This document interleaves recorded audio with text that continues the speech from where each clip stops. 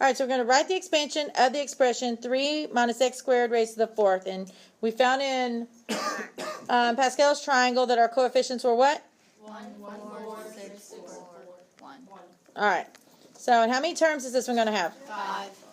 So we got my first term, plus my second term, plus my third term, plus my fourth term, plus my last term. All right, and you already told me the coefficients we're going to put there. So I got 1, 4, 6, 4, and 1. Now, it's okay that x isn't first on this one. If you want to switch the order of them, you can. Just make sure it's a negative x squared and a positive 3 if you switch the order, okay? I'm going to do it like it is because my x term is always just whatever's first there. Because remember, we're using that x plus y to the n as our example. So, my x term is going to be a 3. And remember, the x term always starts with the largest exponent and then works its way down. So let's see. I have a question. So I'm going to start out with... Alright, so we're going to start with that x term, or in this case our 3.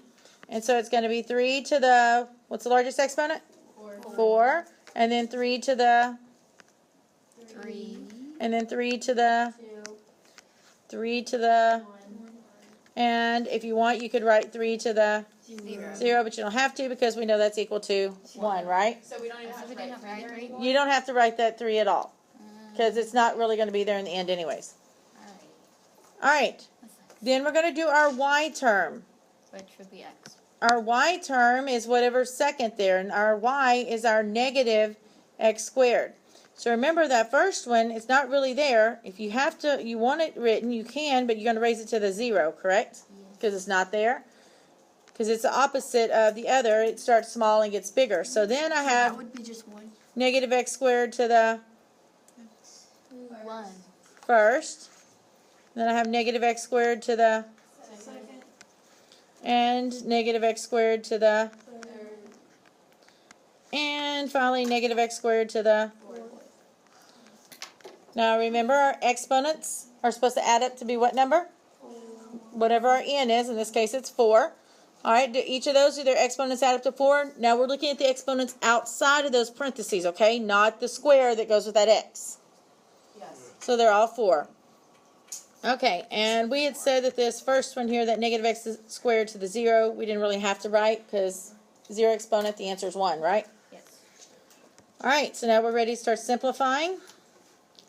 So, this first one, 1 times anything is itself. So I have 3 to the 4th, which is? 81.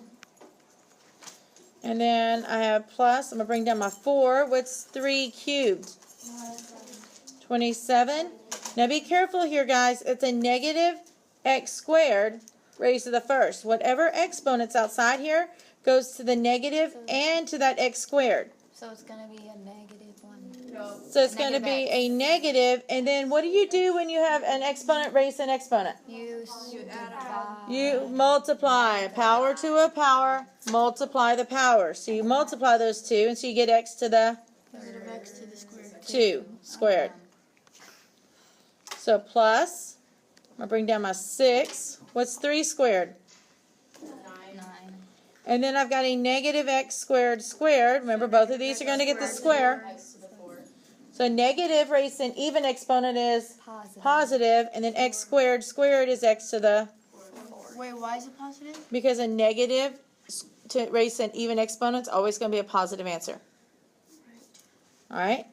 Then bring down your 4. 3 to the first is, 3. and then we get this negative x squared cubed. So both of those are going to get the cube. So negative.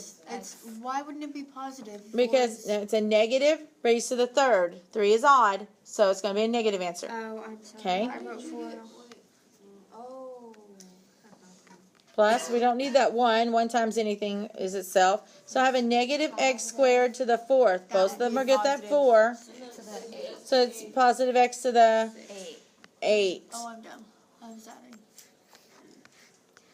And then just simplify your numbers. So we got 81. Positive 4 times 27 times negative 1 is Negative 108. good. X squared Then we got 6 times 9 is 54. x to the 4th. Then we got 4 times 3 times negative 1. 12, negative 12. So minus 12, x to the 6th. And then we just have our plus x to the 8th. And that's it?